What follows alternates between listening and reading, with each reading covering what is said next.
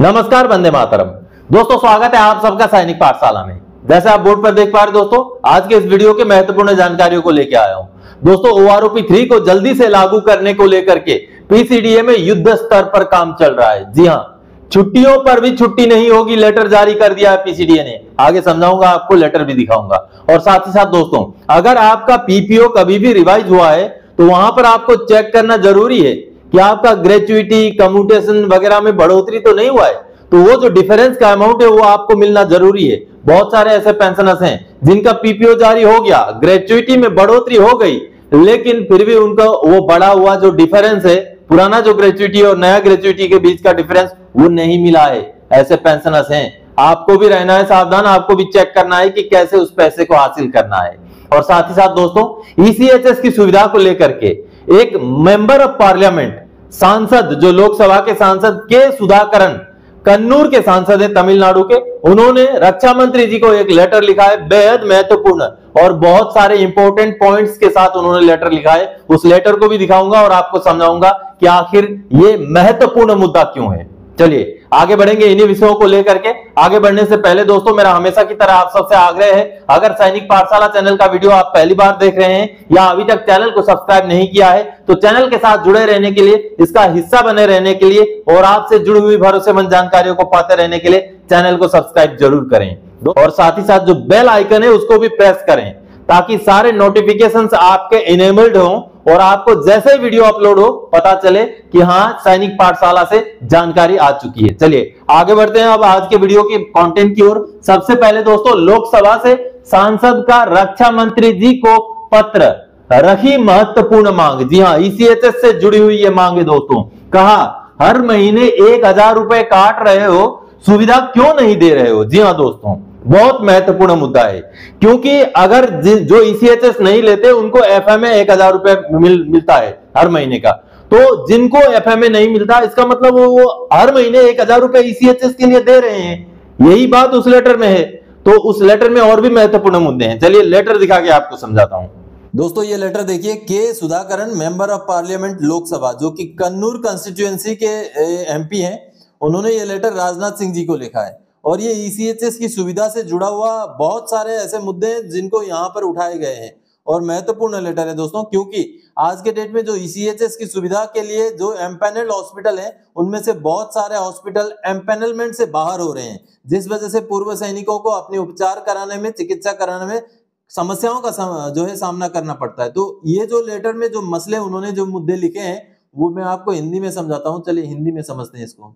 दोस्तों, ये वो लेटर का हिंदी अनुवाद है। यहाँ लिखा गया, मैं यह पत्र पूर्व सैनिक अंशदायी स्वास्थ्य योजना यानी कि ECHS के अंतर्गत रेफरल अस्पतालों को पैनल से बाहर किए जाने के संबंध में लिख रहा हूं, जिसके परिणाम स्वरूप पूर्व सैनिक चिकित्सा उपचार के प्रति अनिच्छुक हो रहे हैं। सशस्त्र सेना पेंशनभोगियों, उनकी पत्नियों और विधवाओं तथा अधिकृत आश्रितों को अब तक अन्य केंद्रीय सरकारी कर्मचारियों की तुलना में सुविधाजनक चिकित्सा सुविधा नहीं मिल पा रही थी।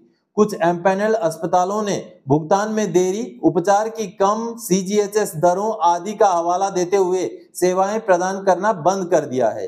एम्पैनल अस्पतालों द्वारा भुगतान की जाने वाली सुरक्षा जमा राशि बढ़ाने के केंद्र सरकार के फैसले ने भी राज्य के भूतपूर्व सैनिकों को परेशानी में डाल दिया है, क्योंकि अब वे भूतपूर्व सैनिक ECHS के तहत विशेष उपचार से वंचित हो गए हैं। क्योंकि मतलब कहने का मतलब है दोस्तों कि जो एम्पैनल्ड हॉस्पिटल हैं, उनका जो सिक्योरिटी डिपॉजिट है उसको बढ़ा दिया गया, जिस वजह से हर हॉस्पिटल जो है एम्पैनल में आना नहीं चाहता है। जिस वजह से जो भी पूर्व सैनिक हैं, चाहे किसी भी राज्य के हों, यहाँ पर तमिलनाडु के बारे में इन्होंने कहा है, लेकिन किसी भी राज्य के हो, इसी समस्या का जो है सम्मुखीन उनको होना पड़ रहा है। इसके परिणाम स्वरूप कई अस्पतालों ने ECHS को लागू करने के अनुबंध से हाथ खींच लिया है, जिससे राज्य में 3 लाख से अधिक पूर्व सैनिकों को लाभ हुआ था।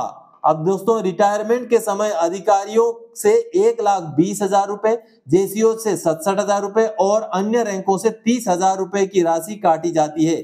इसके अलावा चिकित्सा व्यय के लिए मासिक पेंशन 1,000 रुपए की राशि भी काटी जाती है। बिल्कुल, जिनको FMA मिल रहा होता है दोस्तों, उनको हर महीना 1000 रुपए मिल रहा है, लेकिन जो ECHS की सुविधा लेते हैं उनको वो 1000 रुपए नहीं मिलता, यानी कि कट गया वो हर महीने का 1000 रुपए हम हमारा ECHS को भुगतान कर रहे हैं। इसका मतलब यही यहाँ पर भी लिखा हुआ है। यह दुर्भाग्यपूर्ण है कि चिकित्सा व्यय के लिए राशि का भुगतान करने के बावजूद उन्हें फिर से अपने जिलों में रेफरल सूचीबद्ध अस्पतालों की अनुपस्थिति में इलाज के लिए पैसे खर्च करने के लिए मजबूर होना पड़ता है, जो पूर्व सैनिकों के साथ बहुत अन्याय है।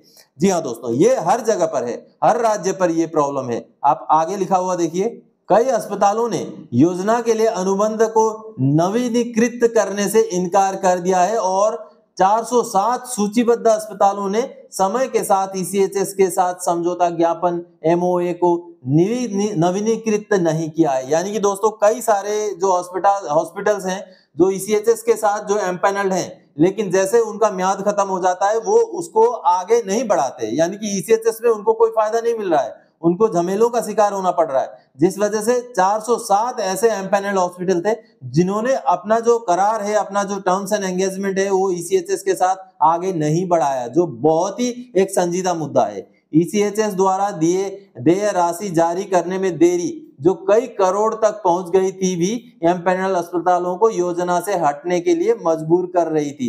पिछले दिनों एक खबर आई थी दोस्तों कि ईसीएचएस ने जो एम्पैनल्ड हॉस्पिटल हैं उनके जो बिल्स हैं उसको भुगतान नहीं किया है, कई करोड़ों रुपए में जो उनका बकाया है उसको भुगतान नहीं किया, जिस वजह से भी एम्पैनल्ड हॉस्पिटल जो है पीछे हो रहे हैं, यानी कि ईसीएचएस में एम्पैनल्ड होना नहीं चाहते हैं। ये बहुत ही सोचने वाली विषय है दोस्तों।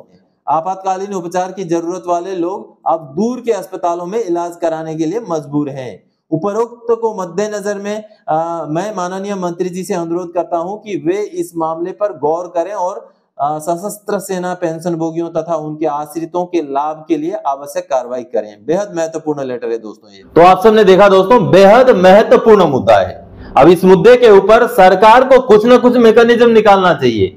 सरकार को एम्पैनल नॉन एम्पैनल रखने से अच्छा है सभी जो अस्पताल हैं सभी के लिए, सभी अस्पतालों में जो ईसीएचएस के कार्ड होल्डर्स हैं उनके लिए खुला रखना चाहिए। ईसीएचएस कार्ड होल्डर जाएं और कहीं भी चाहें अपनी चिकित्सा करा पाएं, इस तरीके की फैसिलिटी होनी चाहिए, क्योंकि आप फैसिलिटी तो उन्हीं को दोगे ना जिनके पास कार्ड मौजूद है। तो ईसीएचएस का कार्ड तो उन्हीं के पास मौजूद है जो उसके लिए ऑथराइज है। तो इसके लिए सभी अस्पतालों को, जितने भी प्राइवेट हो चाहे सरकारी अस्पताल हो, सभी में ईसीएचएस कार्ड होल्डर्स के लिए चिकित्सा सुविधा मुहैया होनी चाहिए दोस्तों, ये हमारी मांग है। चलिए आगे बढ़ते अगली जानकारी की ओर। अपना पीपीओ जरूर चेक करें, आपका भी ग्रेच्युइटी कम्यूटेशन मिलना रह तो नहीं गया है। जी हाँ, ये भी महत्वपूर्ण मुद्दा है। बहुत सारे पेंशनर्स का पीपीओ जारी हो जाता है। अब पीपीओ दो तरीके के जारी होते हैं दोस्तों, एक तो आपका केवल पेंशन में बढ़ोतरी, जैसे कि ओआरओपी का मान लीजिए, आपका अगर ओआरओपी में पेंशन में बढ़ोतरी हो जाए तो आपका पुराना बेसिक में कोई फर्क नहीं पड़ेगा, यानी कि आपका ग्रेच्युइटी कम्यूटेशन इनमें कोई फर्क नहीं पड़ेगा, वो जैसा था वैसा ही रहेगा। इस वजह से आपको ग्रेच्युइटी का कम्यूटेशन का फायदा नहीं मिलेगा। लेकिन अगर आपका कुछ ऐसा चीजों की वजह से आपका पीपीओ जारी हुआ है, जैसे कि एमएससीपी लागू हुआ, जैसे आपको एंट्री लेवल पे एडजस्ट हो गया, तो इन चीजों की वजह से अगर पीपीओ जारी होता है तो आपका बेसिक पे में सुधार हुआ होता है। तो बेसिक पे में अगर आपका सुधार हुआ है तो आपका ग्रेच्युइटी कम्यूटेशन सब कुछ बदल जाता है।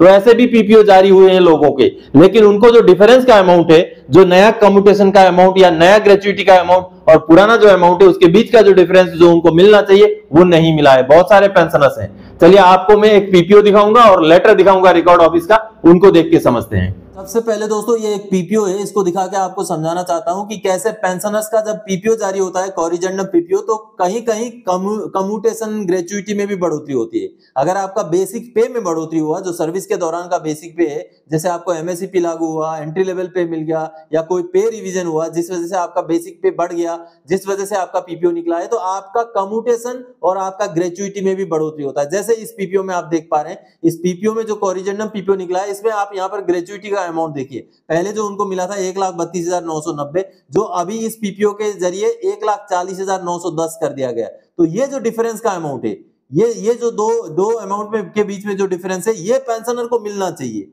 आगे कम्यूटेशन में भी अगर आप देखेंगे तो पहले उनको 4,39,111 मिला था, जो कि अब इस पीपीओ के जरिए 4,58,448 रुपए हो गया है। लेकिन इसका भुगतान अगर आपको ना हुआ हो तो आपको जो है कार्रवाई करना है। इस तरीके के बहुत सारे पेंशनर्स हैं जिनको इस तरीके से पीपीओ निकलता है, जिसमें कम्यूटेशन ग्रेचुइटी का बढ़ोतरी होकर के पीपीओ तो निकलता है, लेकिन जो बढ़ा हुआ अमाउंट है उनको मिलता नहीं है। तो आपको भी अपना इस तरीके से निकला हुआ पीपीओ चेक करना है, और अगर आपका वो अमाउंट नहीं मिला है तो आपने जरूर कार्रवाई करना है दोस्तों। आगे आपको और रिकॉर्ड ऑफिस का एक लेटर दिखा के समझाता हूं दोस्तों। अब रिकॉर्ड ऑफिस का ये जो लेटर आप देख पा रहे हैं, ये देखिए, ऐसा ही केस था। एक पेंशनर थे जिनका ग्रेचुइटी में बढ़ोतरी हुआ था। यहाँ पर आप अगर ठीक से पढ़ेंगे थोड़ा सा वीडियो को पॉज करके तो आपको समझ में आ जाएगा दोस्तों कि उनको पहले ग्रेचुइटी मिला था 6,60,806 रुपए। अब उनको 6,82,806 रुपए ग्रेचुइटी बढ़ा करके नया पीपीओ जारी हो गया, लेकिन जो डिफरेंस अमाउंट है 22,000 रुपए वो उनको मिला नहीं। तो पेंशनर ने जब ग्रीवेंस डाला सीपी ग्राम्स में, तब जाकर के रिकॉर्ड ऑफिस ने ये देखिए पीसीडीए को लेटर लिख दिया कि उनका जो ये डिफरेंस का अमाउंट है 22,000 रुपए उसका भुगतान किया जाए। तो इस तरीके से आपको भी कार्रवाई करना पड़ेगा, तब जाकर के अगर आपका भी ग्रेचुइटी कम्यूटेशन में बढ़ोतरी हुआ और वो डिफरेंस का अमाउंट आपको अपने आप नहीं मिला तो आपको ही कार्रवाई करना पड़ेगा, तभी जाकर के आपको वो पैसा मिलेगा। दोस्तों आप सबने देखा दोस्तों, आप भी चेक करें, आपको भी अगर ये डिफरेंस का अमाउंट नहीं मिला है तो आपको सीपी ग्राम्स में ग्रीवेंस डालना है, पीपीओ का कॉपी लगाइए और डालिए ये जो डिफरेंस का अमाउंट है वो मुझे नहीं मिला है करके। आपका भी रिकॉर्ड ऑफिस की तरफ से केस प्रोसेस होगा और आपका पैसा आपको मिल जाएगा। चलिए आगे बढ़ते हैं अब अगली जानकारी की ओर।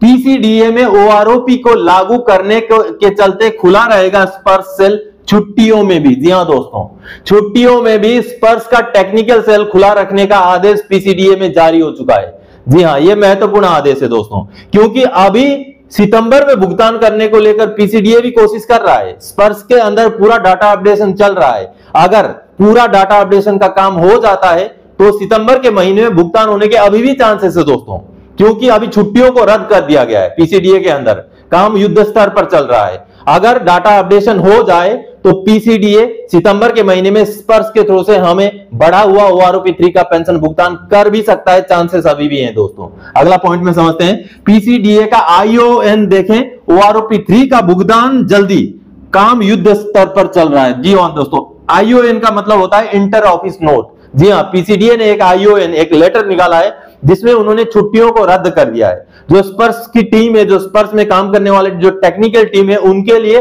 छुट्टी रद्द कर दी गई है। स्पर्श में ओआरओपी 3 का डाटा अपडेट करना है, युद्ध स्तर पर काम चल रहा है और बहुत जल्दी उसका अपडेशन हो जाएगा। और अगर सितंबर के आखिर के पहले भी अगर अपडेशन खत्म हो जाता है तो हमारा सितंबर का महीने का ओआरओपी 3 का बढ़ा हुआ पेंशन आने के चांसेस हैं दोस्तों। अगर इनकेस बाय चांस सितंबर के महीने में ना भी आए तो जो एरियर है वो हमें दीपावली से पहले मिल जाएगा। ये लगभग क्लियर दिख रहा है इस लेटर से भी। चलिए मैं आपको ये जो आईओएन जारी हुआ है वो दिखाता हूं दोस्तों। ये पीसीडीए का आईओएन है, आवश्यक परिपत्र। देखिए ये विषय इसका 1 रैंक 1 पेंशन 3 के क्रियान्वयन हेतु शनिवार एवं रविवार को कार्यालय खोलने हेतु। देखिए क्लियर है कि अगर ओआरओपी 3 को लागू करना है तो शनिवार और संडे को भी कार्यालय खोलना पड़ेगा। इस तरीके का आदेश जो है पीसीडीए ने निकाल दिया। यहाँ पर आप देख पा रहे हैं, देखिए जैसे आप देख पा रहे हैं, सक्षम अधिकारी द्वारा 1 रैंक 1 पेंशन 3 के क्रियान्वयन हेतु दिनांक 14 सितंबर 2024 शनिवार, 15 सितंबर 2024 रविवार, 21 सितंबर 2024 शनिवार, 22 सितंबर 2024 रविवार, 28 सितंबर 2024 शनिवार और 29 सितंबर 2024 रविवार को कार्यालय के आईटी एवं S wing, IT and S wing स्वीकृति तकनीकी अनुभाग, सभी स्पर्श अनुभाग एवं डाटा अपडेशन प्रकोष्ठ को खोलने का आदेश दिया गया है। देखिए यह आदेश मिल चुका है। पीसीडीए के जो स्पर्श के सेल हैं या जो भी टेक्निकल सेल हैं वो खुले रहेंगे, संडे हो या शनिवार हो खुले रहेंगे। अतः सभी प्रभारी अधिकारियों से अनुरोध है कि सभी अधिकारियों एवं कर्मचारियों को इस संदर्भ में सूचित करें एवं सभी की उपस्थिति सुनिश्चित करें। ये 13 सितंबर को ये आईओएन, ये नोट निकाला गया, ये लेटर निकाला गया और उनके जो अंदरूनी जो विभाग हैं, जो ब्रांचेस हैं, उनको ये प्रतिलिपि इसके दिए गए हैं, इसके कॉपी दिए गए हैं, जैसे आप यहाँ पर देख पा रहे हैं। अब दोस्तों इसका मतलब यही बनता है कि अब ओआरओपी 3 को लागू करने को लेकर के पीसीडीए में बहुत ही इंपॉर्टेंस के साथ काम किया जा रहा है। तो आप सबने देखा दोस्तों, ओआरओपी 3 को लागू करने को लेकर के स्पर्श के अंदर भी काम युद्ध स्तर पर चल रहा है, जो आगे हमें बहुत जल्दी भुगतान की ओर इशारा कर रहा है। तो दोस्तों आज के इस वीडियो में इन्हीं जानकारियों के साथ आया था। आगे और कोई जानकारी दायक आपसे सरकार रखने वाला विषय लेके मैं फिर से हाजिर हो जाऊंगा। तब तक के लिए जय हिंद दोस्तों।